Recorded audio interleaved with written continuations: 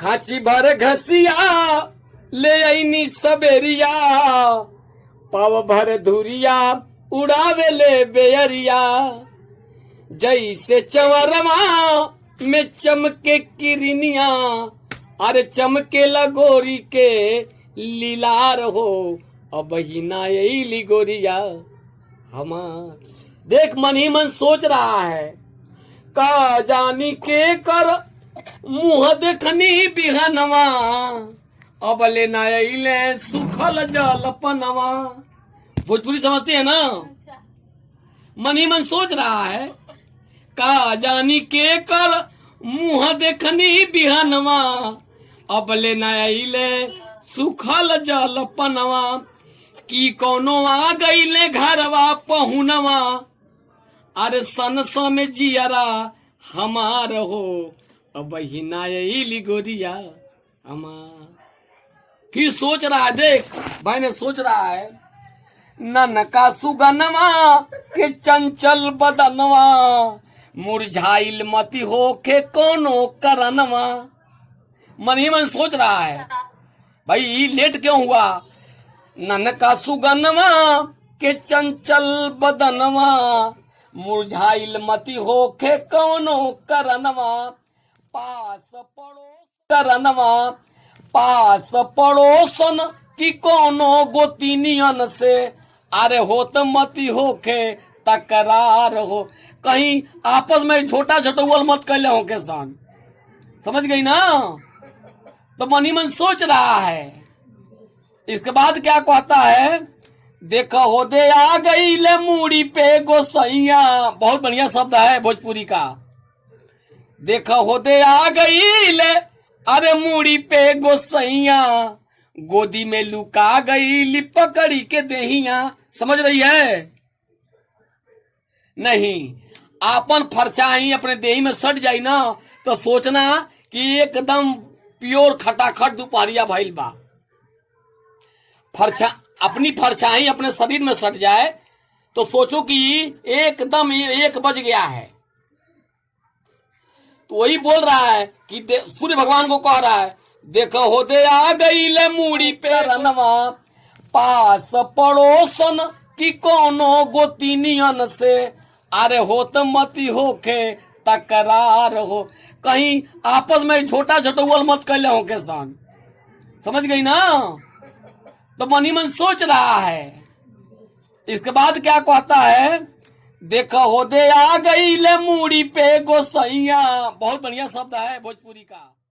बोल रहा है कि सूर्य भगवान को कह रहा है, देखा हो दे आ गई ले मूड़ी पे गोसैया, गोदी में लुका गईली पकड़ी के देहिया।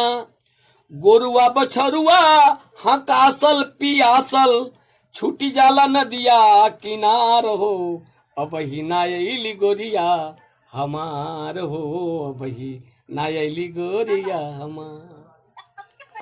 सुनो सुनो, इसके बाद देखा है भाई ने, देख रहा है। हाँ सुन न, देख रहा है, बहुत लंबा से देखा है। और क्या देख रहा है? हाँ सुन क्या देख रहा है? देख क्या देखता है, देख समझ। अब देखा है, क्या देखा है? देख क्या बोलता है, किसान क्या बोल रहा है, का जानी के कर उड़त बा चरिया, मुड़िया पे लौके ला लोटा औरी थरिया। देखले बा बहुत दूर से, वो का जानी के कर।